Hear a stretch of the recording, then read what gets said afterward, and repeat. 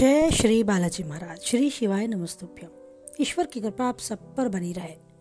धनु राशि फरवरी 2024। जानते हैं क्या कुछ लिखा है समय ने धनु राशि के जातकों के जीवन में इस फरवरी 2024 के लिए। धनु राशि से जुड़े जातकों का ये समय बहुत अनुकूल रहने वाला है। आपका साहस और पराक्रम बढ़ता नजर आएगा। आपके अंदर एक आत्मविश्वास भी भरपूर उन्नति की ओर चढ़ेगा, जिससे आप अपनी चुनौतियों को भी दूर करने में सक्षम रहेंगे। कार्य क्षेत्र में कुछ एक समस्याएं आएंगी। पारिवारिक जीवन में तन्हाई आपका ध्यान खींचेगी, लेकिन अपनी चतुराई, बुद्धिमत्ता और कर्मठता से आप उन सभी चुनौतियों से बाहर निकल पाएंगे। विद्यार्थियों के लिए भी समय काफी अनुकूल है। नौकरी करने वालों के लिए कुछ तनाव का सामना होगा, जबकि व्यापार करने वालों के लिए सफलतादायक ये समय रहेगा। आपको अपने ऊपर विश्वास रखकर सभी कार्यों को अंजाम देना होगा, जिससे आप देखेंगे कि ये महीना यानी फरवरी 2024 आपको सफलता की सीढ़ी पर चढ़ने में मदद करेगा। विस्तार से बात करें आपके कार्य क्षेत्र के बारे में। कार्य क्षेत्र की दृष्टि से यह महीना यानी फरवरी 2024 उतार चढ़ाव से भरा रह सकता है। नौकरी करने वाले जातकों के दशम भाव में केतु महाराज की उपस्थिति होने के कारण आपका मन अपने काम में थोड़ा कम लगेगा।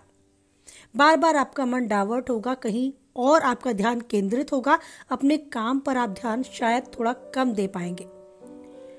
सतर्क रहें, गड़बड़ी होने की आशंका हो सकती है, तो आपको अपने काम पर ध्यान लगाना आवश्यक है। भले ही मन उछल रहा हो, लेकिन आपको अपने इष्ट देव को याद करके अपना ध्यान अपने काम पर केंद्रित करने के लिए उनका आशीर्वाद लेना होगा। तनाव का सामना हो सकता है आप कर रहे हो। नौकरी में डिटेल समस्या भी आ सकती है। तीसरे भाव में शनि महाराज आपकी राशि में उपस्थित रहकर आपकी परीक्षा भी लेंगे। आपको आलस्य को त्यागना होगा और अपने सहकर्मियों के साथ अनुकूल संबंध रखने होंगे, जिससे कि आपके कार्य क्षेत्र में आपकी मदद कर सके वो सब। आपको ध्यान रखना होगा, किसी से भी गलत तरीके से बात करना आपके लिए नुकसानदायक हो सकता है। कटु वचन ना कहें, ऊंची आवाज में तो बिल्कुल बात ना करें। व्यापार करने वाले जातकों के लिए महीना शुरुआत से अनुकूल जाएगा। शुक्र और बुध का प्रभाव आपके सप्तम भाव पर रहेगा। तीसरे भाव में शनि महाराज की उपस्थिति और पंचम भाव में देवगुरु विराजमान होने के कारण व्यापार में अपार सफलता के योग है।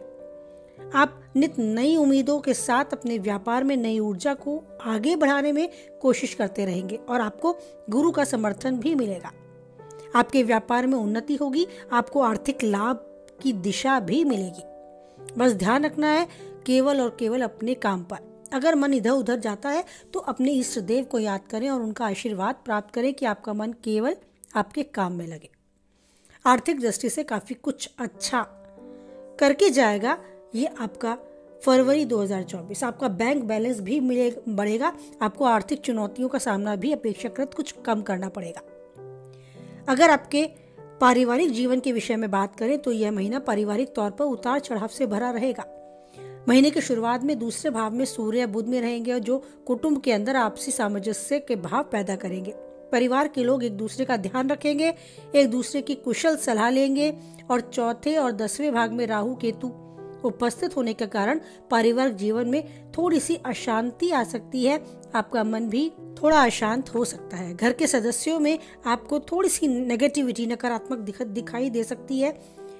अनबन भी हो सकती है, लेकिन वो सब स्वतः ही दूर होती नजर आएगी। माताजी पिताजी से संबंधित किसी घर के बड़े की स्वास्थ्य में गिरावट का सामना भी आपको करना पड़ सकता है, तो उनके स्वास्थ्य को लेकर निरंतर अपनी निगाह बनाए रखें। भाई बहन से आपके संबंध बहुत अनुकूल है। हर समय आपके साथ देंगे। वो आपको हर तरीके से सपोर्ट करने के लिए खड़े नजर आएंगे।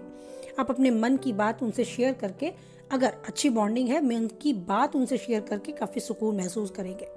वैवाहिक जीवन, प्रेम संबंध के विषय में अगर बात करें तो प्रेम संबंध में अगर आप हैं तो काफी अनुकूल आपका समय है। आपका प्रेमी आपको स्वीकारेगा, समझेगा, पहचानने का आपको मौका मिलेगा उसे। दोनों के बीच में दिल की हर बात साझा होगी। प्रेम बढ़ता नजर आएगा।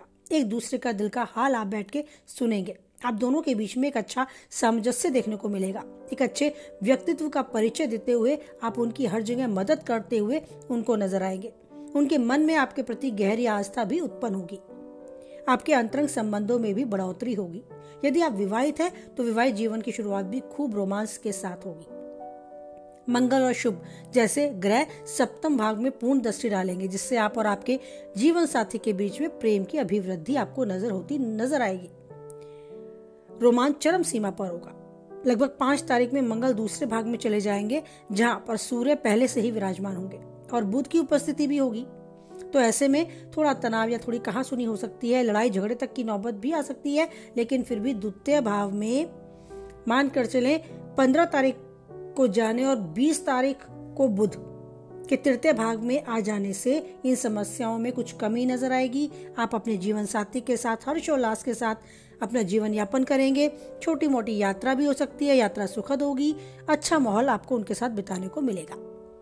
अगर आपके सेहत के विषय में चर्चा की जाए तो मिले जुले परिणाम आपको सेहत की दृष्टि से फरवरी 2024 में देखने को मिलेंगे। तीसरे भाग में उपस्थित शनि महाराज आपके आलस्य आपको देकर जाएगा, क्योंकि आपकी परीक्षा लेंगे वो। आप माने चुनौतियों का सामना आपको करना पड़ेगा, पर आपको हार नहीं माननी है, इन सबसे बाहर निकलना है। बृहस्पति महाराज पूरे महीने पंचम भाग में रहेंगे, जिससे स्वास्थ्य में अच्छा सुधार होता नजर आएगा। लेकिन शनि की दृष्टि तीसरे भाव में बृहस्पति रहेंगे, तो 5 तारीख में मंगल से भी आपके दूसरे भाव में आकर देव गुरु बृहस्पति और आपके पंचम भाग में दिखाई देंगे। बृहस्पति पंचम भाव में प्रभाव डालेंगे।